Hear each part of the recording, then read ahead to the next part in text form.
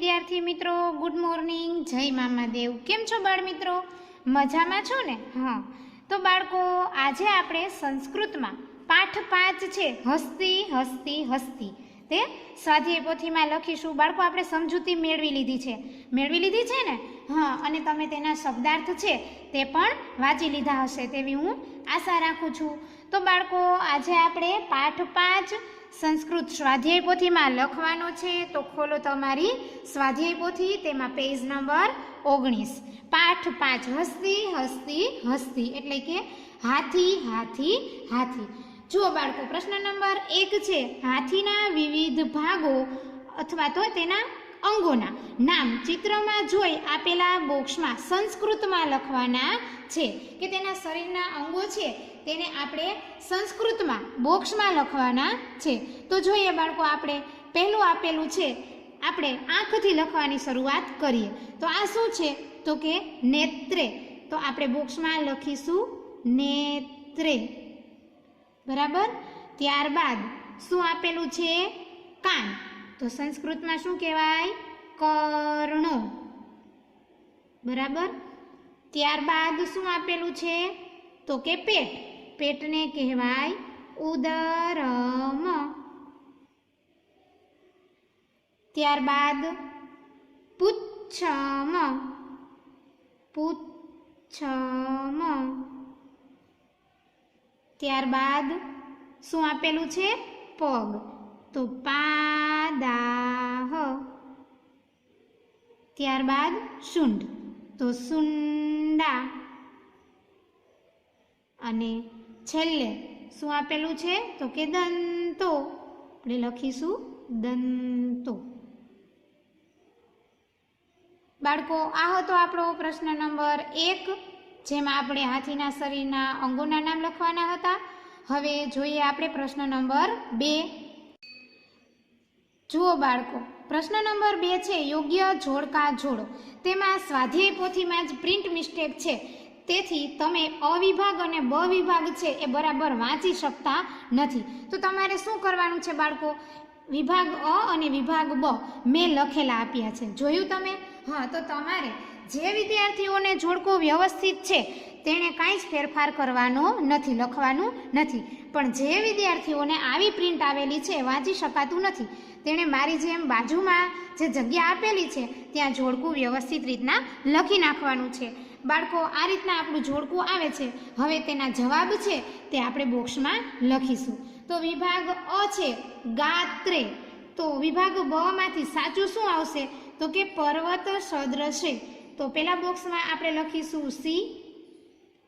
ત્યારબાદ નંબર 2, દંતો. તો દંતોમાંથી બી વિભાગમાંથી શું આવશે? તો કે દીર્ઘો. હાથીના દાંત છે તે લાંબા હતા ને, તો ઈ વિભાગ આવશે. બી વિભાગમાંથી ઈ ઓપ્શન આવશે, તો આપણે લખીશું ઈ. ત્યારબાદ શુંડા. તો કે હાથીની સૂંઢ કેવી હતી? તો કે કેળ જેવી. કદલી સદ્રશી. તો શું આવશે બાળકો? બી. ત્યારબાદ ઉદરમ. ઉદરમ એટલે પેટ. પેટ છે તે કેવું હતું? ઘડાના આકારનું, ભાંડાકારમ. તો આવશે એ. ત્યારબાદ લાસ્ટ શું વધ્યું બાળકો? તો બાળકો તમને તરત જ ખ્યાલ આવી જશે, કર્ણો. કર્ણો કેવા હતા તેના કાન બાળકો? તો કે સુપડા જેવા, શૂર્પાકારો. તો આવશે ડી. બાળકો, ખાસ યાદ રાખજો, જે વિદ્યાર્થીઓને પ્રિન્ટ મિસ્ટેક છે તે આ રીતના બાજુમાં અ વિભાગ અને બ વિભાગ છે તે વ્યવસ્થિત રીતના લખી લે અને પછી જવાબ પૂરે. જે વિદ્યાર્થીઓને પ્રિન્ટ મિસ્ટેક નથી તેને કાંઈ જ કરવાનું નથી. હવે જોઈએ બાળકો આપણે પ્રશ્ન નંબર 3. ચિત્રોની સામે આપેલા ખાનામાં તેના સંસ્કૃત નામ લખો. બાળકો, આપણે પાઠ સમજ્યા ત્યારે આ ચિત્ર વિશે મેં તમને કીધેલું, ખ્યાલ છે ને? હા, તો હવે તેના આપણે સંસ્કૃત નામ લખવાના છે. પેલું ચિત્ર છે બાળકો તે કેળના વૃક્ષ જેવું છે, બરાબર. તો તેને કહેવાય કદલી. તો આપણે લખીશું સંસ્કૃતમાં કદલી. ત્યારબાદ સુપડાનું છે, તો સંસ્કૃતમાં સુપડાને કહેવાય શૂર્પ.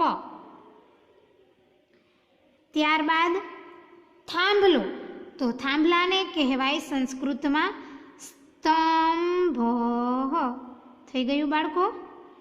ત્યારબાદ છે ઘડો, તો ઘડાને કહેવાય ભાંડ. આપણે લખવાનું નથી બાળકો, શું કરવાનું છે? 2 ટપકા. બરાબર. આ છે બાળકો આપણો પ્રશ્ન નંબર 3, તે પૂર્ણ થાય છે. હવે જોઈએ આપણે આગળ.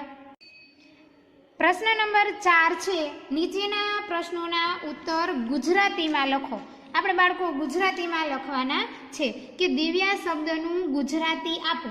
તો દિવ્યા એટલે થશે દિવ્ય. લખો બાળકો, દિવ્યા એટલે દિવ્ય. ત્યારબાદ નંબર 2, હાથી શેનાથી ડરે છે? તો આપણે જવાબ લખીએ બાળકો. આપણે પાઠમાં જોયું હતું, શેનાથી ડરે છે? તો કે અંકુશથી. હાથી અંકુશથી ડરે છે.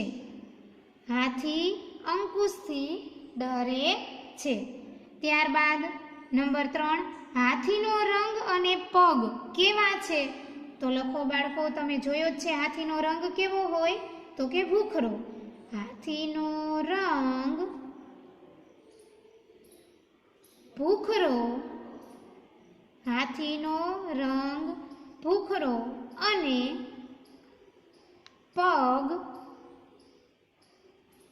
થાંભલા જેવા છે. પગ કેવા છે બાળકો? તેના થાંભલા જેવા.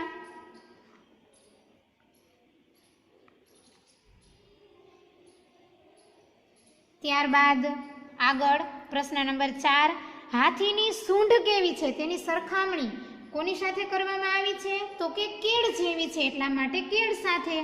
તો આપણે જવાબ લખીશું, હાથીની સૂંઢ કેળ સમાન છે.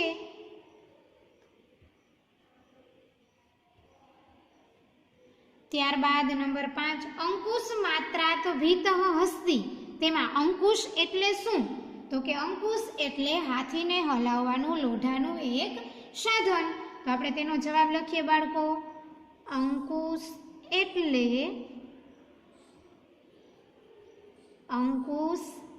એટલે મહાવતે. મહાવત એટલે બાળકો હાથીને હલાવવા વાળા જે વ્યક્તિ હોય ને તે. હાથમાં રાખેલું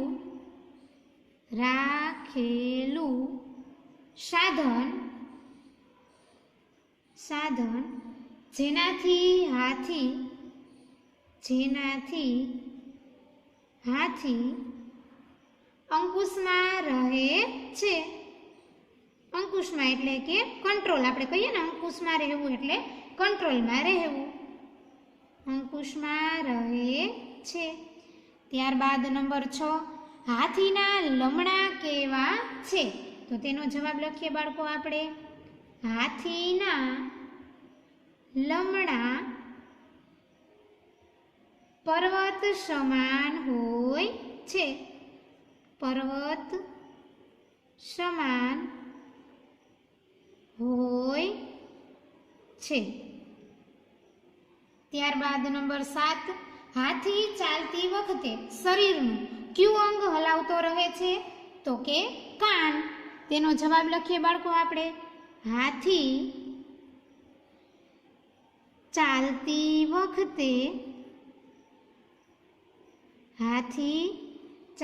વખતે કાન હલાવતો રહે છે. કાન હલાવતો રહે છે. બાળકો, આ હતો આપણો પ્રશ્ન નંબર 4 કે જે ગુજરાતીમાં ઉત્તર તે પૂર્ણ થાય છે. હવે જોઈએ આપણે પ્રશ્ન નંબર 5. પ્રશ્ન નંબર 5માં બાળકો આપણે સંસ્કૃતમાં ઉત્તર લખવાના છે. શેમાં લખવાના છે બાળકો? સંસ્કૃતમાં. ખાસ ધ્યાન રાખજો, જોઈને સાચું લખજો. હસ્તી દંતો કીદૃશો એટલે કે હાથીના દાંત છે તે કેવા છે? તો આપણે જવાબ લખીએ બાળકો. હસ્તી દંતો હસ્તી દંતો ધવલો. બાળકો ધવલો એટલે શું થાય? હા, સફેદ ધોળા. દીર્ઘો, દીર્ઘો એટલે લાંબા. શું થાય બાળકો? લાંબા. સફેદ ધોળા અને લાંબા હોય છે. ત્યારબાદ હસ્તી ગાત્રે કીદૃશે એટલે કે તેના લમણા છે તે કેવા છે? તો તેનો જવાબ લખીએ આપણે. હસ્તી ગાત્રે પર્વત સદૃશે. પર્વત સદૃશે એટલે કે પર્વત જેવા છે. ત્યારબાદ નંબર 3, ગજસ્ય કર્ણો કીદૃશો તેના કાન કેવા છે? તો જવાબ લખીએ આપણે. ગજસ્ય કર્ણો એટલે બાળકો કાન. ગજસ્ય કર્ણો શૂર્પાકારો. શૂર્પાકારો.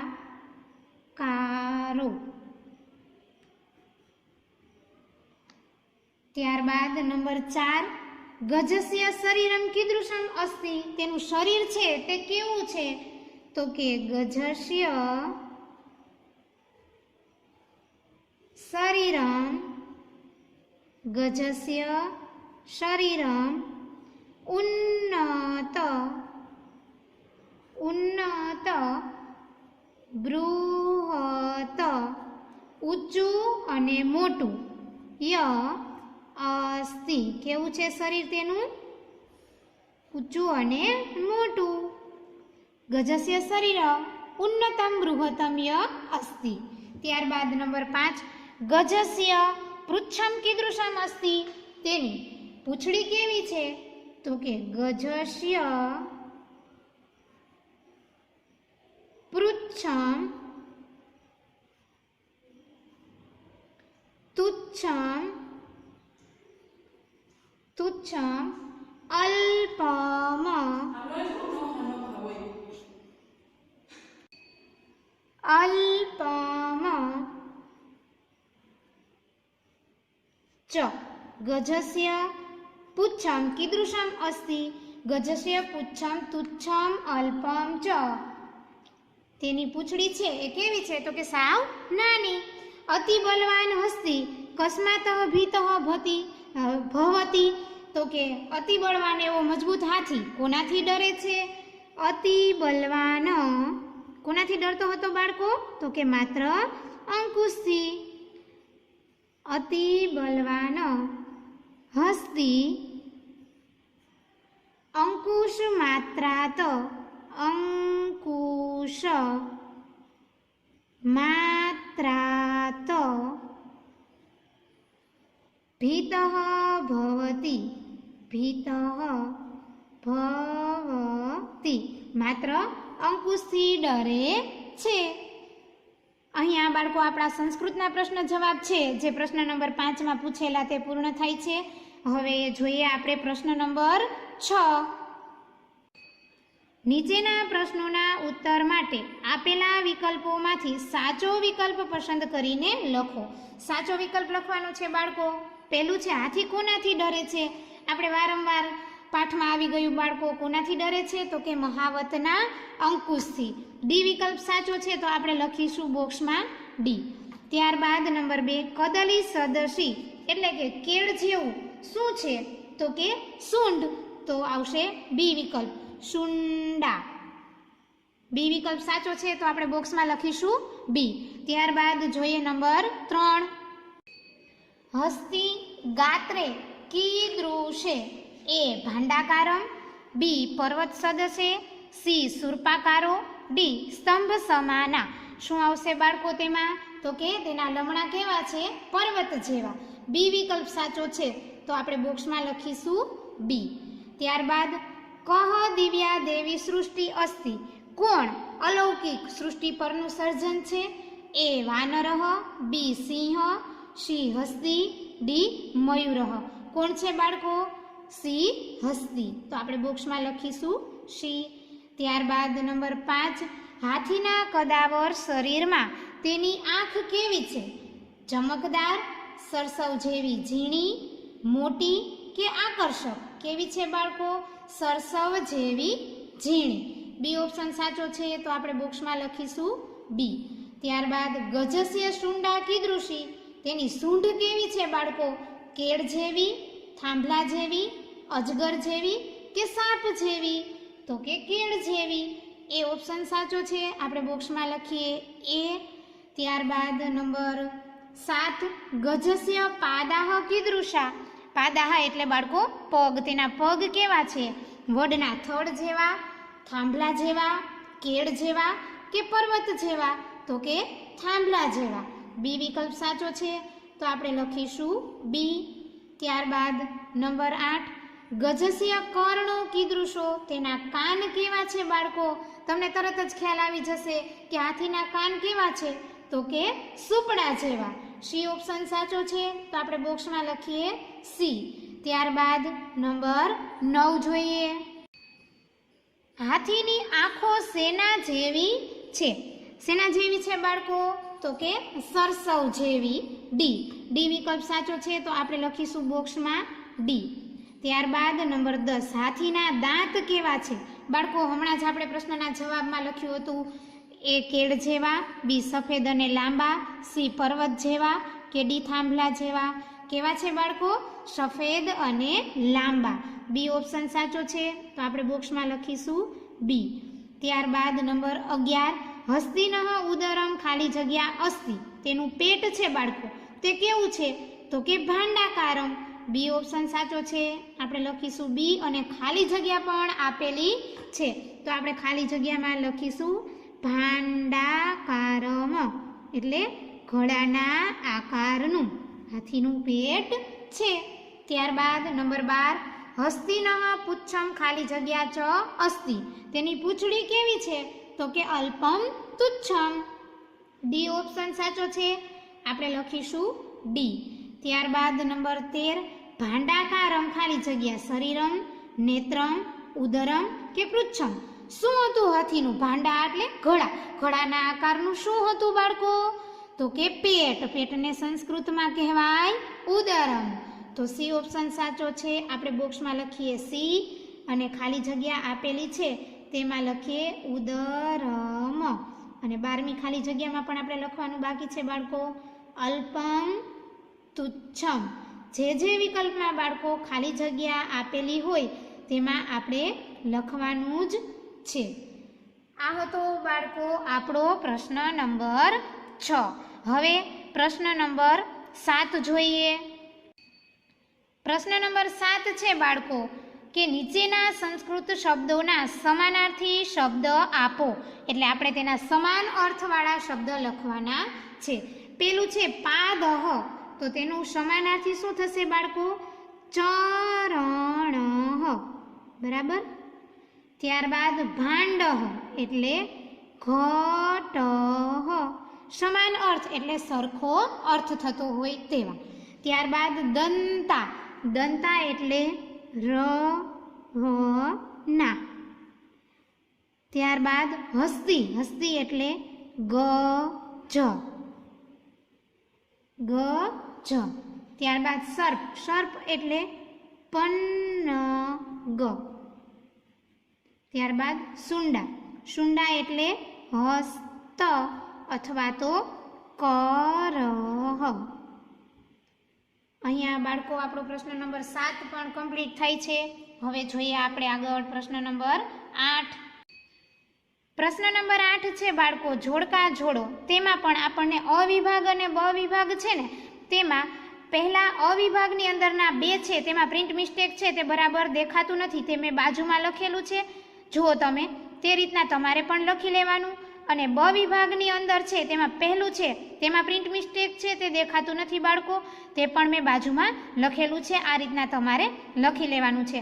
બાકીના જે છે તે તો યોગ્ય વંચાય જ છે બાળકો. એ જોઈ અને આપણે જોડકા પૂરવાના છે. તો પહેલું છે સુરપાકારો.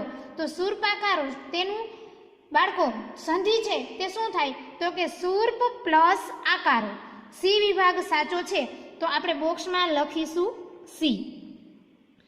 ત્યારબાદ નંબર 2 છે તેમાં પ્રિન્ટ મિસ્ટેક છે બાળકો, બધાની સ્વાધ્યાય પોથીમાં હશે, ન હોય તો કાંઈ વાંધો નહીં, પણ ત્યાં આવે છે ભાંડાકાર. તો ભાંડાકારનું શું હતું બાળકો? હવે એ નથી પૂછ્યું, પણ એ પૂછ્યું છે કે તેને કઈ રીતના સંધિ છૂટી પાડી અને લખાય, તો કે ભાંડ પ્લસ આકારમ, તે પહેલામાં છે. તો શું આવશે બાળકો? એ.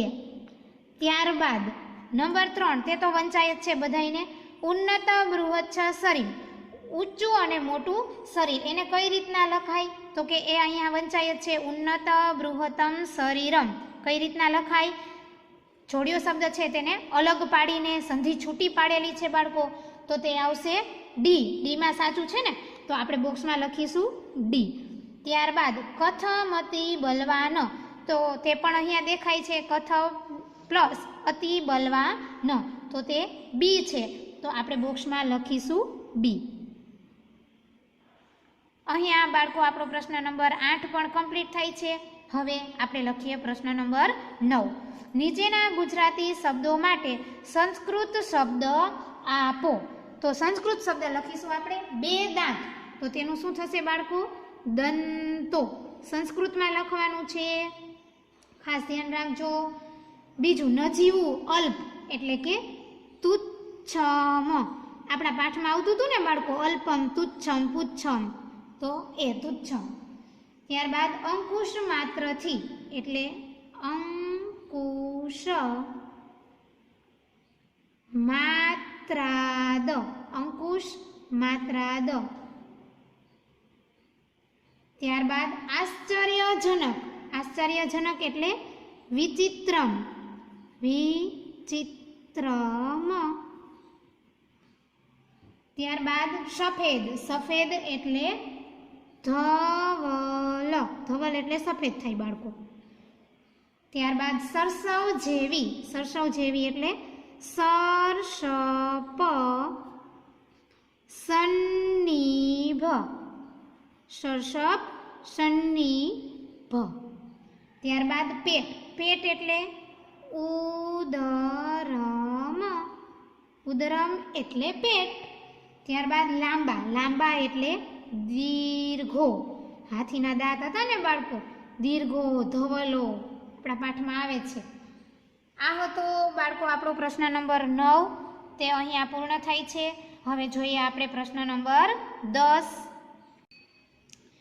કૌંસમાં આપેલ શબ્દરૂપોમાંથી યોગ્ય રૂપ પસંદ કરી નીચેની ખાલી જગ્યા પૂરો. હસ્તી ખાલી જગ્યા સ્તંભ સમાના.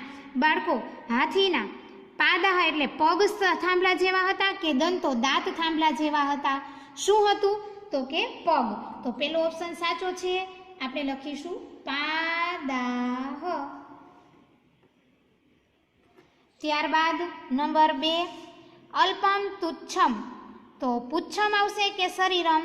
શું આવશે બાળકો? પુચ્છમ. તો આપણે લખીશું પુચ્છમ, અલ્પમ તુચ્છમ પુચ્છમ.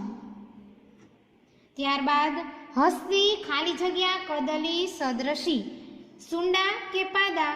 સૂંઢ છે એ કેળ જેવી હતી ને બાળકો, તો આપણે લખીશું સુંડા.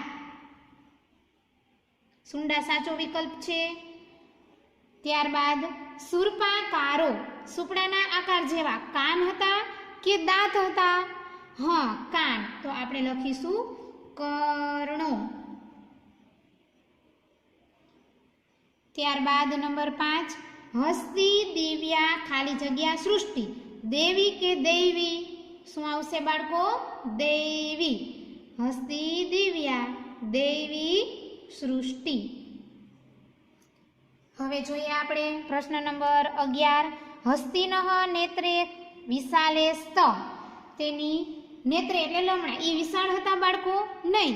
તો આ વિધાન કેવું બનશે? ખોટું. તો આપણે નિશાની કરવાની ખોટા વિધાનની. ત્યારબાદ હસ્તિન કર્ણો દીર્ઘોસ્ત, હસ્તીના કાન છે બાળકો એ દીર્ઘ એટલે લાંબા હતા? નહીં. તો આ વિધાન પણ કેવું બનશે? ખોટું. ત્યારબાદ નંબર 13, હસ્તિન પાદાહ સ્તંભ સમાના, હાથીના પગ થાંભલા જેવા હતા? તો કે હા.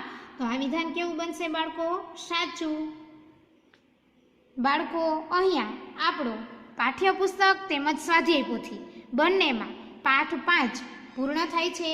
તમારે બધાએ સુંદર અક્ષરે અને વ્યવસ્થિત રીતે કમ્પ્લીટ કરી લેવાનું છે. પાઠ 5 સુધી લખી લેવાનું છે. અને હા, માત્ર લખવાનું જ નથી, બાળકો સાથે સાથે વાંચવાનું પણ છે. કેમ કે જો ટેસ્ટ આવે બાળકો, તમે વાંચ્યું હોય તો જ આવડે ને તમને. હા, એટલે માત્ર લખીને મૂકી દેવાનું નથી, સાથે સાથે વાંચતું પણ જવાનું છે. હવે ફરી મળીશું બાળકો. ત્યાં સુધી બધા વિદ્યાર્થીઓને મારા જય મામાદેવ વિદ્યાર્થી મિત્રો.